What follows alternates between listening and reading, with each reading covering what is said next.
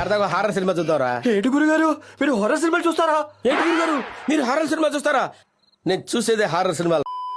Review of Odela 2 basic story line ఏంటంటే, first part లో చనిపోయిన తిరుపతి శవానికి ఊరు వాళ్ళైతే శిక్ష అయితే వేస్తారు. తనకు కొన్ని పూజలు చేసి తన ఆత్మక అనేది శాంతి లేకుండా అయితే చేస్తారు. అదంతా చేసాక తన బాడీని అనేది పాతి పెడతారు. ఆ తర్వాత ఆ బాడీ నుంచి ఆత్మ ఎలా బయటకు వచ్చి అసలు ఆ ఊరిని ఏం చేసింది, ఆ ఊరి నుంచి తమన్నా గారు వచ్చి ఆ ఊరిని ఎలా కాపాడారు అనేది బేసిక్ స్టోరీ లైన్.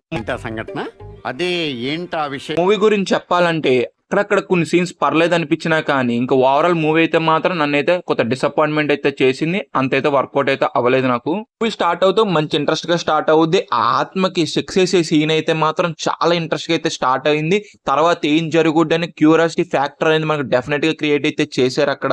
ఇంటర్వెల్ టైంకి తమన్నా గారు అయితే ఎంటర్ అయితే అవుతారు. అక్కడ ఇంట్రడక్షన్ కూడా చాలా బాగున్నది. ఇంకా సెకండ్ హాఫ్ లో ఊరిని అయితే బంధిస్తారు. అదైతే బాగా వర్కౌట్ అయింది ఆ సీన్ అనేది నాకు. ఈ మూవీలో నెగిటివ్స్ అంటారా, మెయిన్ హర్రర్ సీన్స్ ఎక్కడా కూడా నాకు వర్కౌట్ అయితే అవ్వలేదు. ఒక హర్రర్ ఫీలింగ్ అయితే నాకు తెప్పించలేకపోయిన ఆ సీన్స్ అనేది ఉంటాయి హర్రర్ సీన్స్, కానీ ఎక్కడ కూడా నాకైతే వర్కౌట్ అయితే అవ్వలేదు. మూవీలో చాలా సీన్స్ వరకు అయితే మాత్రం చాలా రొటీన్ గా అయితే అనిపించింది.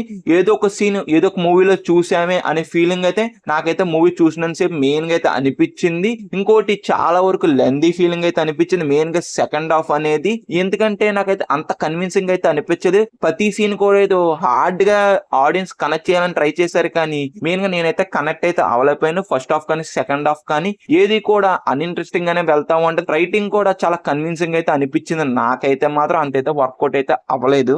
మూవీలో ఎమోషన్ ఏదో కనెక్ట్ చేయాలనుకున్నారు కానీ అసలు కూడా వర్కౌట్ అయితే అవ్వలేదు నాకు. ఇంకా పర్ఫార్మెన్స్ అయితే వాళ్ళకున్న రోల్స్ లో మంచిగానే చేశారు పర్ఫార్మెన్స్ అనేది. ఇంకా సాంగ్స్ అండ్ బీజిఎం అంటారా, బీజిఎం అయితే పర్లేదు బాగానే అయితే అనిపించింది. ఇంకా టెక్నికల్ గా కూడా మూవీ కూడా చాలా రిచ్ గా అయితే అనిపించింది. ఇంకోటి అక్కడక్కడ కొన్ని విఎఫ్ఎక్స్ షార్ట్స్ అని చాలా పూర్ అయితే అనిపించినాయి నాకైతే మాత్రం. కొన్ని అయితే పర్లేదు బాగానే అయితే అనిపించినాయి. ఇంకా ఓవరాల్ గా మూవీ గురించి చెప్పాలంటే అక్కడక్కడ ఏదో 2-3 సీన్స్ గురించి తప్పించి మిగతా మూవీ అంతా కూడా నన్ను అయితే కొద్దిగా డిసప్పాయింట్మెంట్ అయితే చేసింది. ఓవరాల్ గా ఈ మూవీకి ఇచ్చే గ్రేడ్ ఏంటంటే D గ్రేడ్. వీడియో ఇప్పుడు వరకు చూసారు కదా, ఛానల్ అయితే సబ్స్క్రైబ్ చేసి వీడియోని అయితే లైక్ చేసి పక్కన బెల్ ఐకాన్ యాక్టివేట్ చేసుకొని, అలాగే కామెంట్ సెక్షన్ డిస్క్రిప్షన్ మన ఇన్స్టాగ్రామ్ లింక్ కూడా ఉంటుంది. కంటెంట్ ఒకసారి చెక్ చేయండి. వర్త్ అనిపిస్తే ఫాలో కొట్టి అందరూ కూడా చిన్న సపోర్ట్ అయితే చేయండి. బై గైస్, ఇందనే స్టూడియో, జై హింద్.